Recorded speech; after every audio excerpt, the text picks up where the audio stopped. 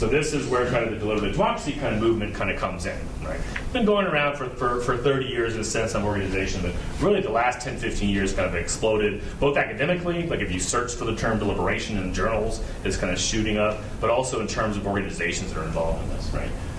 And there's lots of different terms of the word that's used with this, coming from a lot of different directions, a lot of different disciplines. But this is kind of how I define the work and some kind of key components. And then the rest of the next 2 days are really kind of applying some of these. But it's an approach to politics being broadly kind of problem solving, right? Don't get too caught up on that word. In which citizens, not just experts and politicians, so like the Venn diagram, it's about bringing citizens, experts, and politicians together to kind of make decisions and address problems. Often working with facilitators or process experts, and we'll talk a lot about facilitation this afternoon. This kind of goes to that notion that right now we don't seem to have this, we don't think like this, right? Again, human nature wants things to be simple. Most of the way, we're really good at talking with people we agree with, really bad at talking to people we disagree with. So most of our processes, we assume you need a facilitator now to help you have a conversation. Right? But like I talked about, you can develop better habits. In some ways, the purpose of my organization is to make it self-irrelevant. Right? That we build up such a culture of deliberation and collaboration in Fort Collins that they won't need my students anymore. Right? I imagine I have some job security, so it'll take a while to kind of transform that in a way. Right? But generally, as working facilitators, one of the things we sent to y'all to print out is this NCDD resource guide. This is where we utilize a variety of deliberative techniques. This is just a really good resource of like a lot of different ways of doing this, right? Some of these are small group conversations, some of them are large group, some of them are online, most of them are face-to-face, some of them are 1 hour, one meeting for 2 hours, one it's a meeting for 2 hours every week for 6 weeks, some of them are an all-day summit. Some of the deliberative polling or kind of the heavy technology things is a 2-week process that people are paid for 2 weeks, like a citizen's jury in which someone kind of really commits. So there's all these kind of process in some way, but they're all kind of the basic kind of theory behind them is very similar. Citizens come together, consider relevant facts and values. So it is about data and good information, but also about engaging values from multiple points of view. This is democratic. Right? So that's a heavy burden on me, is to make sure we get beyond just the usual suspects and beyond kind of the common assumptions in a way, and really think about different issues from different sides. And we'll talk more about those tensions as we go. Listen to one another. This seems typical, but most public process is not designed for anyone to listen. Right? Most public process is for people to speak, one at a time at the microphone. I don't know how often you go to a city council meeting or a public hearing. Right? But the people waiting in line aren't really listening to each other, right? Most city council and school board, the school board or the city council are not allowed to respond, right? They don't want back and forth because they don't want people to start yelling. There's some reasons for that, right? But if you have a controversial issue, you might have 100 people in line to talk about that issue. 100 people will speak, each for 3 minutes. The microphone turns yellow and then red and stops them from speaking, right? So it doesn't take all night. And then the city council can respond, right? So there's literally there's no interaction whatsoever, right? It's one at a time at the microphone. It's a collection of individual opinions. They call it a public hearing. No one's actually hearing, right? It's a public talking, right? That just kind of goes through, right? So our processes are designed for people to actually listen to each other. Listening is kind of a key democratic skill that's rarely talked about, right? Consider the underlying tensions, tough choices, and consequences, what I've been talking about all morning. Are willing to refine and adapt their opinions and interests, and this is a key theoretical point, right? Most of our processes are designed for people to express their opinion, right? Our process, democracy kind of requires people to refine their opinion, to improve their opinion. But we're also impartial. We're not designing the process to get them to think differently in a certain way, right? But we recognize that they typically come in with blinders on, seeing just one side of the issue, right? So if they actually have good background material, if it's a diverse group, and there's actual interactions and true, genuine conversation, they're going to change their mind, right? And that's kind of the point. And go back to the Founding Fathers and the Federalist Papers and things like that. Democracy kind of requires that. It requires us in conversation to improve our dealing with wicked problems and dealing with all these tensions requires interaction and conversation, right? And that's not what we're getting. So our process is that we assume people are going to change their mind from when they walk in to when they leave. And we assume that changing their minds because they're considering other perspectives, they're negotiating that tension between what I want and what my community needs and what other people need, right, in that kind of constant process. And they're being exposed to hopefully better information. That information that's framed to help them think broadly about the issue versus information that's framed to support their opinion. Right? And then ultimately seek a conclusion for action based on reasoned public judgment. It says, deliberation. The term deliberation means to weigh. It's based on decision making. Right? There's a partner processes that's dialogue. Dialogue or processes just to create trust and understanding, but there's not a decision making component to it. Right?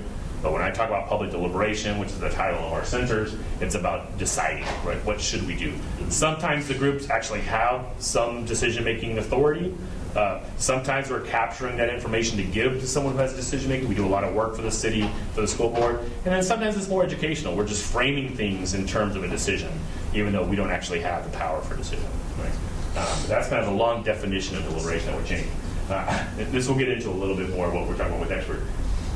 Got a paper that just kind of playing with these ideas, but to really think about deliberation. One of the things I've pushed back lately, and maybe we'll open it up for a little feedback here. I don't talk nearly as much the rest of it, so these first 2 hours. Install all the theory and see what y'all think. A lot of people might feel open-mindedness is seen as a virtue, right? And open-mindedness is generally a good word. People think open-mindedness is good, closed-mindedness is bad, right? Deliberation, we want to make better decisions, right? So there is an aspect of closed-mindedness to a better decision, right? Our process is, we need to start with open-mindedness, but at some point we need to close it. So I've been pushing back on my field of this glorification of open-mindedness, right? Because extreme open-mindedness is just as bad as extreme closed-mindedness, right? If everyone's ideas are perfectly equal, right, then we never make a decision, right? And communities require us to make decisions. We need to discriminate between better decisions and worse decisions, right? So we're kind of pushing back on open-mindedness in some ways as an inherent virtue. And the issue, we want to find the right balance. We want our minds open the exact right amount. Right? I mean, higher ed in some ways, yes, we want open-mindedness, we want to expose diversity, we want to see lots of different ideas, but higher ed is also about developing knowledge and pursuing truth and those type of things, which has some closed-minded aspect to it, right? So there's a negotiation there in deliberation. And we'll see a little later on, process-wise, how we kind of shift from open-mindedness to closed-mindedness. And then the same thing is kind of with experts. We're trying to find that where experts aren't dominating too much and everything is kind of driven by data in a sense, but also we want to get away from a lot of people that do my work are almost anti-expert, right? There's this assumption that we need to give the power back to the public, and the experts have too much power and those type of things, right? So I'm coming from an argumentation perspective where good data is critical, right? But I also see sometimes where data dominates too much because we want to focus again on what can be measured and what's kind of more empirical and those type of things, right? So within deliberation, we're kind of negotiating those two tensions between open-mindedness and closed-mindedness, and between kind of focusing too much on experts and too little on experts, right? And I imagine we might be different where we are on this, right? But again, we're in that same conversation, right? What with different issues, what is the role of the expert on that, right? So this is the map. I'll go through this a lot more tomorrow morning, but this is the theory, the cycle of deliberative inquiry, which is the work that we're doing, right? So when I pick an issue, when an issue kind of gets on my radar, the first thing I do is I do deliberative issue analysis, which is, again, looking at the underlying tensions, right? Looking at how all the different individuals, the one at a time at the microphone, the letters to the editor, how they talk about the issue, right? I'm both looking at the experts. What do the experts say? What do we actually know about what works and what doesn't work with this issue? But then what also the people are saying? What are the activists saying? Right? What are the values people are using? What are the stories people are using? And those sort of things, right? To start getting a sense of the issue, basically to create a map of an issue. I have all these voices, right? First thing I typically do when an issue jumps up to me is I'll try to find a good article like on CNN.com or some kind of popular website that has like 200 comments, right? Because then really quickly I can kind of get a sense of, okay, how are people talking about this, right? Again, individually those comments are horrible, but as a whole it gives me a sense of, okay, these are the things kind of people are talking about, right? So the deliberative issue analysis, I'm researching it and I get into a little bit more on some other pages in the workbook, but I make a distinction between scientific analysis. Scientific analysis is kind of looking at what is, right? What do we actually know kind of concretely, right? Strategic analysis is more, I've already got my position, let me go find evidence of it, right? And a lot of our work, actually, I think a lot of the assignments we give our students are this, right? Well, I teach public speaking, I teach argumentation, I teach persuasion. Most of the time we're telling students, like, make a decision and then go find evidence of it, right? It's very easy to do that with any issue, especially with the internet, right? No matter how bad your argument is, you can find some statistics that support it. You can find some good quotes that support it. What deliberative issue analysis is, instead of picking a position and seeking information from it, or just looking for kind of hard scientific information, we're asking the question, what should we do, right? And we're looking at options, so we're starting with a question versus a conclusion, right? So that's the issue analysis. Then convening is, how do we get the right people in the room? Probably the hardest part of our work, right? Because again, the loudest voices are going to show up inherently, right? And with most issues, you'll have a bell curve, right? That people feel really strongly on one side, feel really strong on the other side. Most people are going to be in the middle. Those people in the middle don't show up, right? So how do we get that? How do we get beyond the usual suspects? For me, I always kind of make the joke that in Fort Collins, in my community, if I don't do a good job of convening, of getting people out, I get white, older, progressive women. That's who shows up at my events, right? So if I want younger people, if I want men, if I want conservatives, and if I want white, older, progressive women, and if I want any kind of diversity in terms of ethnicity, I have to do my work, right? So that convening is, how do you get the right people in the room to hash this conversation in a sense? And then facilitating interactive communication is the actual events themselves, right? And I use the term interactive communication. That is somewhat redundant. Communication should inherently be interactive, but again, most of the time it's not with tough issues. Most of the time it's one way, right? Again, letters to the editor, or time with that microphone, or bumper stickers, or T-shirts, or whatever it is, right? So the actual interaction, real people talking to each other, is we have to kind of create that, right? And then from that is the reporting. Basically, what we're doing with our meetings is we're creating new data that doesn't exist, right? It's very easy for me to find opinion on issues, but we take all those opinions, we make sense of the opinions, we create maps, we create discussion guides or backgrounders or something people to react to, and we put people in circles to kind of talk about it. We give them a facilitator and a specific process, and you'll see my facilitator is very active in the kind of questions they ask. So we're getting people to talk about those tensions. We're getting people to talk about kind of tough issues that they don't normally talk about. And at each meeting, we've got a note taker taking notes. We often use worksheets, so people are kind of answering questions written. We use the keypad, so we'll ask some questions in the front of the room to have quantitative data. So at the end of our meetings, we have all this data, which didn't exist before because people don't talk like this, right? And that helps us. So that kind of cycles back to the deliberate issue analysis, right? Okay, now what happens before everyone was. It's called paradox splitting, right? They're talking about freedom or they're talking about equality. So in the conversations, we pit them against each other. Let me give you a real life example. Helping the school district hire a new superintendent, right? So first they do a survey, and one of the questions on the survey, 2,000 parents answered the survey, what kind of characteristics do you want in the new superintendent, right? They give me all that data, right? This is a deliberative issue analysis, right? Literally almost half of the people said, we need a strong leader that makes the tough decisions. And half the people said, we need a collaborator that listens to all voices. Some form of those two, right? Both are good things, right? Would you rather have a strong leader or a weak leader? Strong leader, right? Would you rather have a collaborator or a or someone who dominates? Well, you want a collaborator. But strong leader and collaborator doesn't fit together very well, right? A strong leader makes tough decisions, right? Collaborator talks and listens to everybody, right? So then we had a public meeting where we basically laid that tension out. We told people, half of y'all said this, half of y'all said that. That doesn't fit together, right? How do we negotiate that tension? What do y'all want, right? So again, people were having a conversation they didn't have, right? Because the people that are saying strong leader weren't thinking, we want a strong leader, but I'm willing to give up this, right? And people that are saying, we want a strong collaborator wasn't saying, but I'm willing to give up this. They were just seeing the advantages of their perspective, right? So then by putting them together in conversation with each other, all of a sudden they're struggling with the tension, right? And what are we going to give up? Not just what values you want, but what are you willing to give up when there's an inherent tension, right? So the reporting is we get reaction of people to that tension that we didn't get in a survey, because in a survey I'm just giving an individual opinion. I don't have to kind of deal. Now there are some ways to ask survey questions that get at tensions, right? I love even if questions. Are you willing to support this even if it means this, right? Mm-hmm. All of a sudden people are struggling a little bit more on how to come up with that, right? So the way the cycle is, we're trying to, hopefully each kind of path around the cycle, we've improved the conversation, right? We've created more understanding across perspective. We've brought out some of those tensions and kind of negotiated them some. We've improved the quality of information, right? We've kind of undone bad information and negative assumptions, right? And we've improved kind of understanding of things.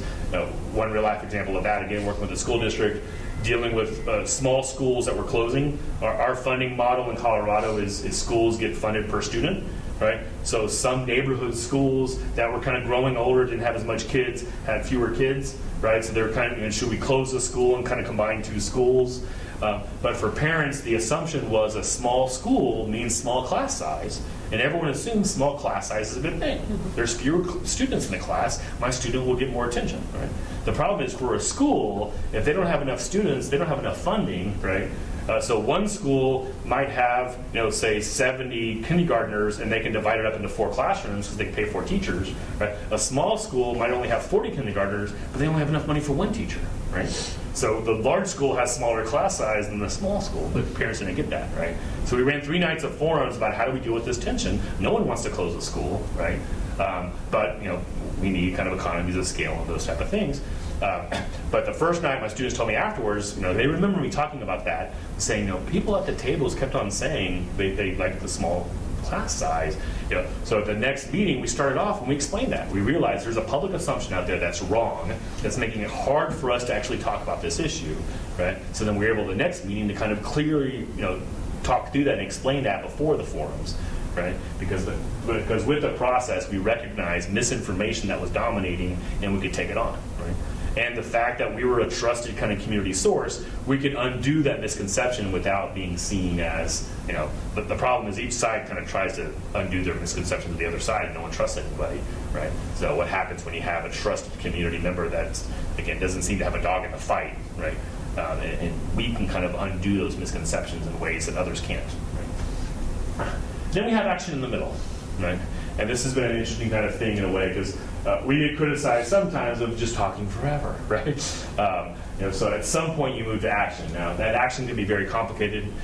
In deliberative process, action is very broad, right? Action is individuals acting differently. Action might be nonprofits working differently. A lot of our processes have created new nonprofits. Right, so we have new 501c3 organizations that come out of our meetings in a sense because we realize we need a linchpin, right? We need someone that kind of focuses on that, right? So we have a new homelessness kind of organization got created by some of the stuff that we did, and a senior transportation coalition and a partnership for age-friendly community. So that's kind of a form of action. And action sometimes might be policy change, right?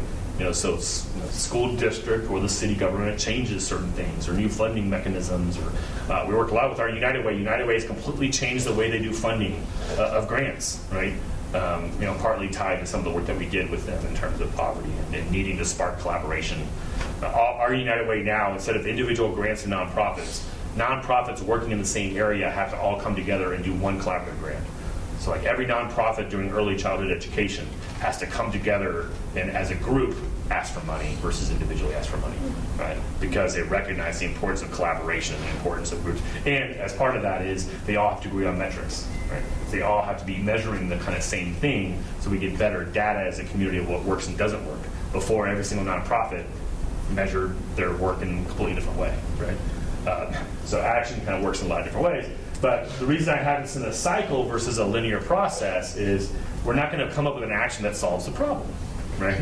We're going to come up with actions that hopefully help negotiate the tensions in the problem and kind of hopefully improve the quality of life and improve the way we're dealing with those values. But the action just kind of changes the conversation in a way. Right? And so that's kind of the model we're going through. So what we're going to do tomorrow, I'll get a little bit more into this, and we have some exercises for each of these. But this workshop focuses primarily on here. In between issue analysis and the meeting, we have issue framing. How do you kind of frame the issue to kind of make a productive conversation? There's a lot of process design. What kind of questions you ask? What kind of activities can you have people do, again, other in the classroom and the community? So I have a lot of those materials here, but depending on kind of which of these 5 kind of steps, which are most interesting to you, right? We can kind of spend some time with each of them, or we can kind of dig deeper on a few of them. We'll dig deep on facilitating this afternoon for sure, but then we're open kind of what we want to do tomorrow. Right?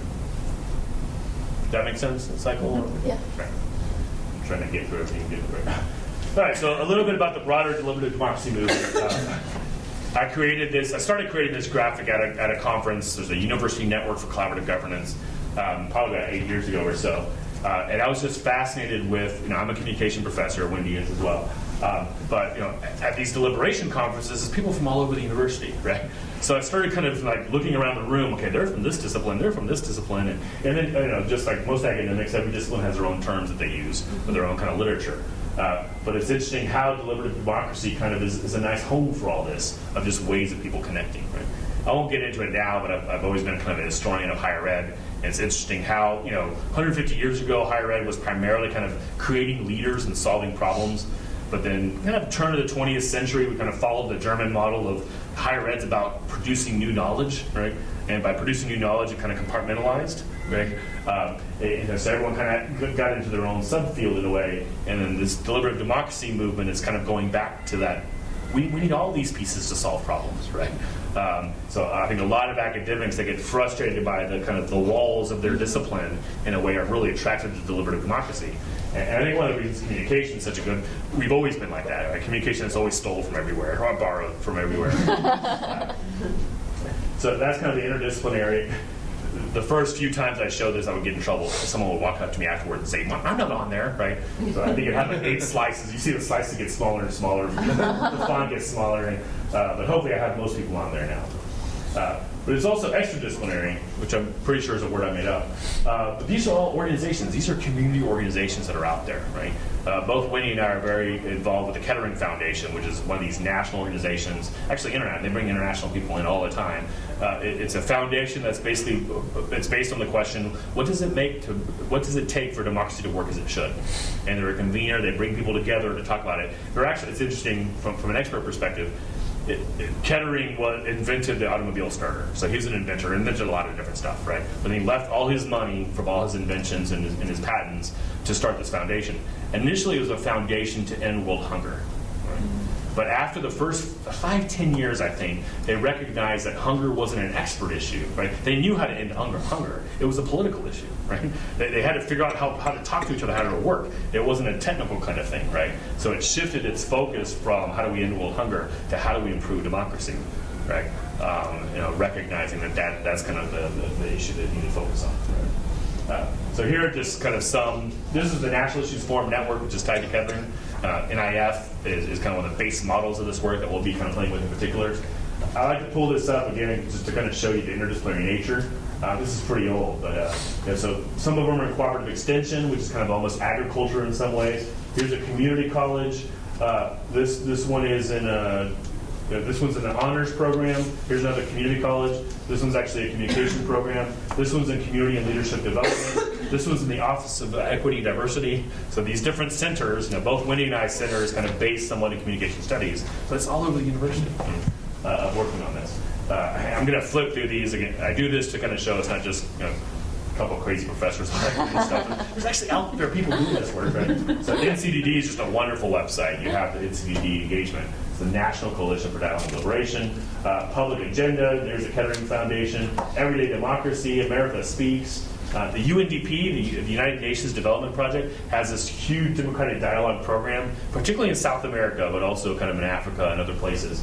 But it's kind of the same notion. Instead of sending experts in to solve a problem, you send facilitators in to kind of help people really talk through and do these type of things, right? And create a different type of capacity in the community. It's a really cool website. They have a 300-page handbook that you can just download offline of just tools of helping people have tough conversations.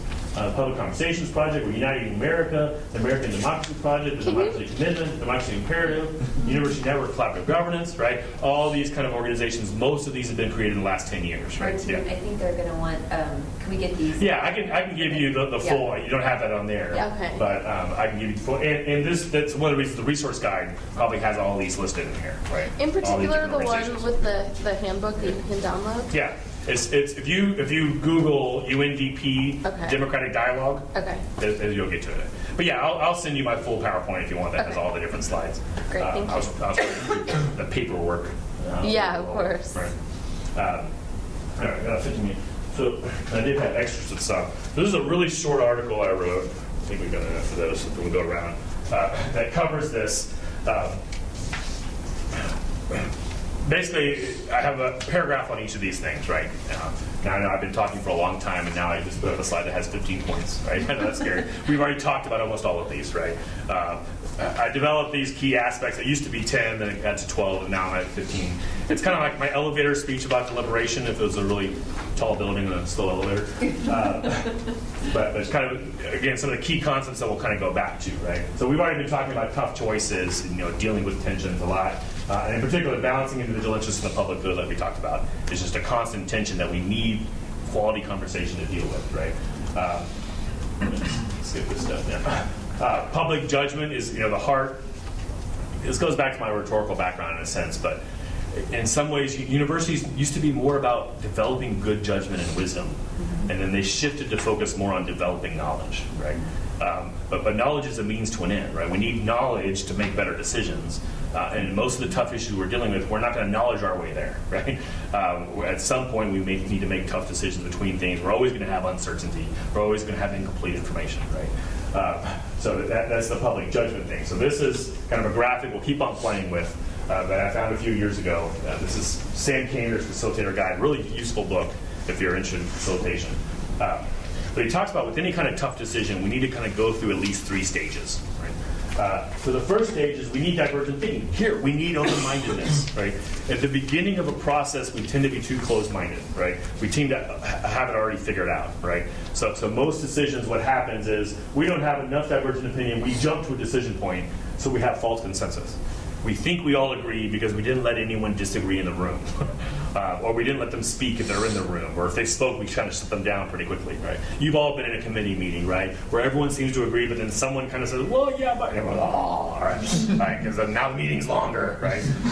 So there's a lot of kind of inherent kind of pushback against dissent, against, complicating things, right? So one thing, better process. We need better processes to allow for divergent opinion, right? To help people think outside of the box. To work harder at convening to get people that disagree in the room, right? So to avoid false consensus, we need kind of how do we get more voices in the room? How to do that? We can do that in lots of ways. We can do that with surveys. We can do that individual opinion. We can do that if we search for it, right? If I'm an activist that wants people to follow my perspective, I want a very narrow range of opinions, right? I just want the people that agree with me talking, right? If I'm a deliberative practitioner that wants to consider all opinions and I care about democracy, I'm going to broaden the conversation. The problem is success kind of leads to problems here. If we do a really good job of divergent thinking, now we have lots of voices in the room, and it's messy, right? And so I think the problem we run into a lot more is we allow lots of different voices, and then we jump to a decision, right? So city council is dealing with a tough issue. They have public comment. We have 100 people at the microphone. They all speak their truth, right? And then city council makes the decision, right? And we allowed everyone to speak. No one was listening. No one worked through the issue. No one understood each other, right? So if I went to city council to tell them how horrible this idea is, and I got to speak my truth, and then 20 minutes later they vote for the idea, I'm thinking, what the heck? Didn't they hear me about how bad it is? Right? But city council is trying to balance kind of all these things in a way, right? So I think we have such a free speech tradition, especially in the United States, that there's lots. We have some work to do, right? Certainly the dominant voices, and but the problem isn't so much getting chances to speak. The problem is making sense of all that noise, right? And too often we have all the voices and then we jump to the decision, and that creates this polarization and frustration, right? So the middle part of working through the groan zone, and I love when I'm training facilitators about having that term, the groan zone, right? Because I can tell them that if your table is struggling, it means it's working, right? Because they should struggle. These are tough issues, right? And when people take the blinders off and they get away from the simplistic framing and they're now dealing with underlying tensions, it's going to be hard for them, right? But in the groan zone in particular, while there's lots of ways of doing divergent thinking, there's lots of ways of collecting opinion, right? The groan zone, for me, takes small groups, right? We need to have a real conversation. We need to be in a circle and talk about it, right? That takes interaction. That takes real kind of human, genuine communication. The problem is communities don't have that capacity, right? We have so much capacity, so many ways to give people a chance to speak their truth, right? We have very few ways for people to actually have a real conversation with other people and work through that, right? So that's the work that the CPD is doing, the work that we can be doing in our classrooms, is start giving students the skills to do that in a way, right? But then the back end, the next problem that happens, so if we get past false consensus, we get past false polarization, right? Then we get stuck with paralysis by analysis. Goes back to a simplistic good versus evil framing. It's easy to move to action. Let's just get rid of the evil, right? Once it's more complicated, once you realize people that you disagree with are coming from good, probably not as good as your place, but coming from a good place, right? It's harder to make a decision, right? You've complicated things, and you get stuck there, right? A lot of our deliberative processes, we really change the conversation. People realize, yes, this is, got to see this from multiple angles, but then how do you move that decision? Or the same thing, so many people in our field glorify open-mindedness so much, which is great for divergent thinking, which is great for creating understanding and kind of talking about this, but then if we actually need to make a decision, right, then it gets harder, right? And there's so much focus now from the dialogue people of saying, one thing I specifically pushed back on, we did this activity at the NCDD conference, and one of the cards that we had about dialogue and deliberation was that, deliberation is all about the recognition that everyone's opinion is equally valid. I can't go there, right? I can go that everyone's opinion has validity, everyone's opinion has value. We should listen to everybody, right? But clearly some people's opinions are better than others. It's based on more experience and more data or a better mix of evidence. The simple thing is, we do some work on immigration issues, those type of things. I'm not going to seek out white supremacists to make sure they're in the room, right? I feel pretty comfortable that the white supremacist opinion is less valid than others, right? I'm going to draw that line somewhere in a way, right? So for convergent thinking, to make a decision, we need to start prioritizing. Some values are going to be more important than others for the community, right? So it's not that closed-mindedness is bad, right? It's arbitrary closed-mindedness is bad, right? We need to figure out better ways of making decisions and struggle with that. But there's not a set, expert way to make this decision of what's more important between these values. It's always going to be a constant struggle, right? So this becomes process-wise what our communities, what our organizations need. We need better processes for divergent thinking. How do we make sure we get lots of voices in the room, right? We need devil's advocates and those type of things, right? And then we need better processes for working through the grown zone, right? As a term, kind of, and how do we work through these issues and really kind of develop understanding and mutual respect but then at the end, we also need better decision-making process. What I don't like about this graphic is that the convergent thinking comes to a single point, right? A lot of people that do this work focus on consensus. Consensus is a very scary word for me, right? I rarely go for consensus in my process, because if you're dealing for a wicked problem, you're not looking for consensus, right? So the decision point can look in very different ways, right? Because some actors might do this, and some actors might do this, or and at some points you might have to vote, right? Maybe it is majority wins in some senses, right? But if you've done a good process, there's a legitimacy to it, right? There's a good example to think about.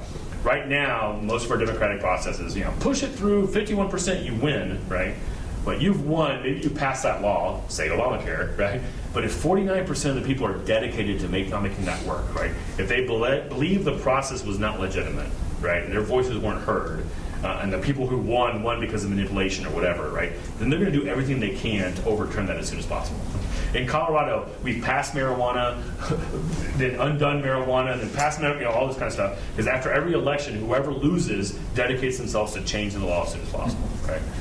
That's because the processes are not seen as legitimate. Right? We did a process with the school district about grade configuration. I won't get into the details, right? But it was a split vote, right? Very, very, both sides were kind of very strong. One of the school board members was completely against the change, right? They voted, I think it was 4-3 or 5-2 for the change. He was the first one to speak, and he said, I don't think this was a good idea, but now that we've passed it, my job is to work as hard as I can to make sure it works. And it was so refreshing, it was so fascinating. Then I thought about it, it should be that way, right? We've gone through a process, we've seen the different sides, and then we made a decision, then everyone should say, okay, let's make this work, right? But it was amazing to me how rare that was, right? That the losing side said, okay, I don't think that's right. Okay, let's do it. Let's figure it out, right? I mean, what would have happened if after we passed Obamacare, all Republicans said, I think that's a bad idea, but okay, let's figure it out. Let's just make this work.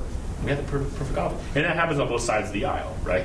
When you have an adversarial thing, right? So a lot of this is how do we, if you do a good job of this and do a good job of this, then hopefully there's more legitimacy to this. that even the losing side says, ooh, I don't think that was right, but I see that I was heard, they respect my opinion, I heard them, so I know why they're doing that, and I can see that I think they made the wrong decision, but let's kind of try to make it work, right?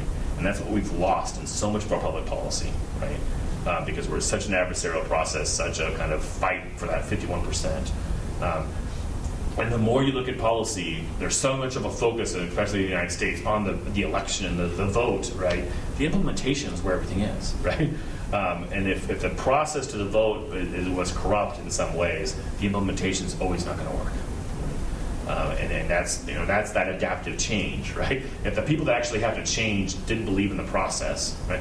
In Colorado, we're struggling because the state legislators passing all these education bills, but the school districts really weren't involved in them, right? So they're passing the bill, they're telling the school district what to do, but the school district has no ownership of that, right? So there's this struggle now between the teachers and administration and the state legislature, right? And the teachers and administration don't believe the process were legitimate, so they're not really paying that much attention, right? And it's just not a way to affect change in a sense. Almost there. So democratic governance I talked about is that notion that change kind of happens at multiple levels. Almost all of our processes, the back end of the process is, okay, now that we've had this conversation, what can individuals do? Or what can kind of networks do? And what can kind of key organizations and nonprofits and businesses do? And what's the relationships between these organizations? And then, yes, maybe kind of laws, right? But it's all of the above. Whereas most public conversations just talking about the law or just talking about the individual, right? If we're dealing with poverty, well, people need to change how they're acting, or we need to change laws to help them, right? But we don't talk about this broad range. But the deliberative frame kind of really helps you have a much broader range in that. Yeah, I'm going to cover this, and we'll do a break and kind of last couple of things before we do the example. One of the aspects as we started doing this work, there is a lot of theoretical kind of pushback on deliberation, right? Particularly kind of from the political left in a sense, of saying making decisions based on talk are going to kind of are going to too much support the status quo with kind of dominant voices and those type of things, right? And if you're saying we need this reasonable conversation and talking to each other, then you're kind of closing out certain types of talk, right? Of anger, of really need to change things and those type of things. So there's been a lot of negotiation from the initial kind of theories that were developed with it. So I developed this phrase, passion and partiality, probably about 10 years ago, right? And it's purposely an oxymoron, right? But it's kind of struggling with that notion of impartiality. Some people use neutral. Neutral always seemed to be such a devoid term, right? So I kind of picked impartiality. But I also recognize, and hopefully you recognize this today, that I'm pretty passionate about my work. I'm passionate about my community. I'm passionate about making change. I'm passionate about improving things. I'm passionate about democracy. But since I'm passionate about democracy, I'm passionate about inclusivity and equality, right? So while I'm impartial on the subject, I'm not pushing people to any specific solution to the subject. I am passionate about certain things. I am partisan towards inclusivity and equality. I'm passionate toward democracy, which means people have a say in the rules that govern them, right? Which means I'm passionate about getting voices heard that aren't normally heard. So passion and partiality is this notion that, yeah, we're going to be impartial about the content, but we're going to be very passionate about the process, right? And this is what justifies what we'll do this afternoon in terms of, I train my students to be pretty active facilitators, right? Being an active facilitator and being an impartial facilitator are two different things. It's easy to be impartial, don't say much, right? But every time my students intervene in the conversation, they're intervening. They're being less impartial in a way, right? So we recognize that we're going to be constantly kind of negotiating that. So this notion, there's a tension between being impartial and honoring equality inclusion. Desmond Tutu has a quote like, "Impartiality in the face of oppression serves the oppressor," right? And that's been sent to me over the years by people who are brought up in things, and I agree with that, right? So if I'm running a forum and one person's dominating and not letting other people speaking, if I'm impartial to that, I'm helping that person dominate, right? So I'm going to train my facilitators. No, I want you to make room for the weaker voices or the people that aren't feel comfortable speaking and those type of things, right? But we recognize when they do that, we're violating impartiality in some ways, right? Well, but the same thing, and this is kind of where we ran this process on the river stuff, and we recognize that lots of people, some of the people came in with talking points from one of the local organizations. That was bad information. It was framed very manipulatively, right? And we were kind of, they were talking those arguments, and we were writing them down and passing them on. And we recognized, if we're going to be passionate about process and passionate about good decision making, we have to be passionate about good data, while also recognizing the line between good data and bad data is a tough line sometimes, right? That we can't be experts on all these topics, right? But it's the same thing that if one person has really good information and someone else is making stuff up, and I'm impartial to that, right, and I'm kind of helping the person making stuff up, right? So this becomes a constant tension in our work, both before meetings, during meetings, and after meetings, is negotiating this, right? That we know we need to be impartial. For us to change the conversation, we need to be a trusted source. There's a lot of work to do to get away from the adversarial kind of stuff, right? But then also recognizing that we need to honor these two things, right? And then there's a tension sometimes between this, right? In some ways. Reactions to that, I don't know if thoughts are still developing some of the stuff. We have a couple articles if you're interested in it. But that, trying to negotiate that notion of we're going to be neutral, right? But we also want to make an impact, right? Or even goes back to we expect people to change their opinion from the beginning to the end of the process because they're being exposed to different ideas and they're being exposed to good information, right? But we're impartial, but we're assuming people are going to change their mind is an interesting kind of oxymoron anyway, right? The exciting thing is there's more and more kind of recognition of this passion and partiality. United Way nationwide or internationally is kind of changing the way they realize now that they have to kind of be this resource for better conversations in a way. I'm not sure. You've done some stuff with United Way here, right? But there's lots of organizations that are kind of coming up that are recognizing the need to change the conversation and kind of negotiate this, but we can't be purely neutral in a way, and we're going to be engaged. But how much can you really rely on that process versus content? It's an interesting negotiation.